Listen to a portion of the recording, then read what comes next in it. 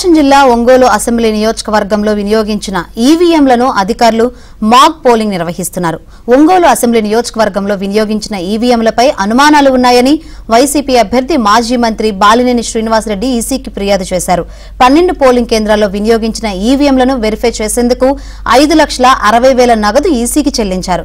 బాలినేని ఫిర్యాదుతో ఈ రోజు నుంచి 4 రోజుల పాటు రోజుకు 3 ఈవీఎంల చొప్పున ఎన్నికల అధికారులు మాక్ పోలింగ్ నిర్వహించనున్నారు. ఇక ఒంగోలులో ఈవీఎంల మాక్ పోలింగ్ పై మా ప్రతినిధి వెంకట్రావు మరిన్ని వివరాలు అందిస్తారు. Over to you Venkatrao.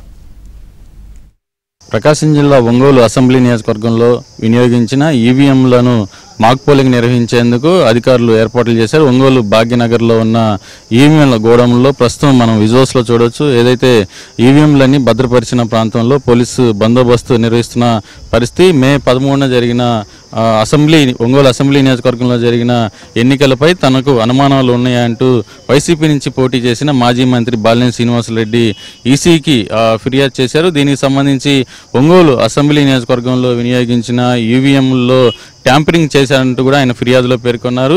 అయితే బాలినేని ఫిర్యాదు మేరకు ఆయన ఈవీఎంలను మరోసారి చెక్ చేసేందుకు కూడా ఎన్నికల సంఘానికి 5,60,000 నగదు చెల్లించారు. ఈ నేపథ్యంలో ఈ రోజు నుంచి 4 రోజుల పాటు ఒంగోలు అసెంబ్లీ నియోజకవర్గంలో వినియోగించిన ఈవీఎంలను మాక్ పోలింగ్ నిర్వహించేందుకు అధికారులు ఏర్పాట్లు చేశారు. దీనికి సంబంధించి ఇప్పటికే జిల్లా కలెక్టర్ తమీం అన్సారియా హైదరాబాద్లో దీనికి సంబంధించి కూడా ఈవీఎంలను తిరిగి మళ్ళీ ఎలా ఏదైతే మాక్ పోలింగ్ నిర్వహించాలన్న దాని మీద ఇప్పటికే ఒకరోజు ట్రైనింగ్ కూడా తీసుకొని వచ్చారు. దీనికి సంబంధించి ఈ రోజు నుంచి 4 రోజుల పాటు ఒంగోలు అసెంబ్లీ నియోజకవర్గంలో ఏదైతే బాలినేని శ్రీనివాసరెడ్డి 12 పోలింగ్ కేంద్రాల్లో నిర్వహించిన ఈవీఎంల ట్యాంపరింగ్ చేశారని చెప్పని ఆయన ఫిర్యాదులో పేర్కొన్నారు. దీనికి సంబంధించి ఆయన ఏదైతే ఫిర్యాదులో పేర్కొన్నారో ఆ 12 పోలింగ్ కేంద్రాలకు సంబంధించిన ఈవీఎంలను రోజుకి 3 పోలింగ్ కేంద్రాలకు సంబంధించిన ఈవీఎంలను వెరిఫికేషన్ చేస్తారు. దీనికి సంబంధించి ఇప్పటికే ఏదైతే ఒంగోలు అసెంబ్లీ స్థానం నుంచి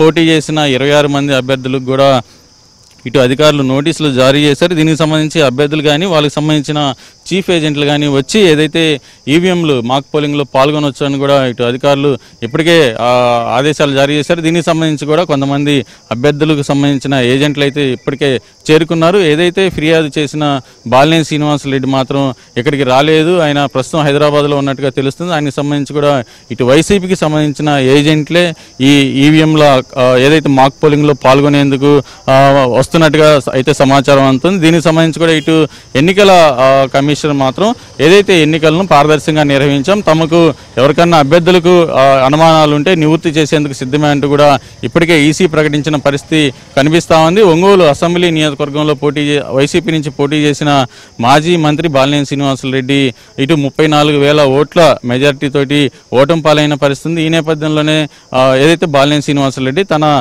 ఓటమిపై అనుమానాలు ఉన్నాయంటూ కూడా ఇటు ఎన్నికల సంఘానికి ఫిర్యాదు చేసిన పరిస్థితి. దీనికి సంబంధించి ఈ రోజు నుంచి 4 రోజుల పాటు నిర్వహించే మాక్ పోలింగ్లో వాస్తవాలు ఏంటన్నది ఎన్నికల సంఘం తేల్చేందుకు సిద్ధమైంది. ఇది ఒంగోలులో ఉన్న తాజా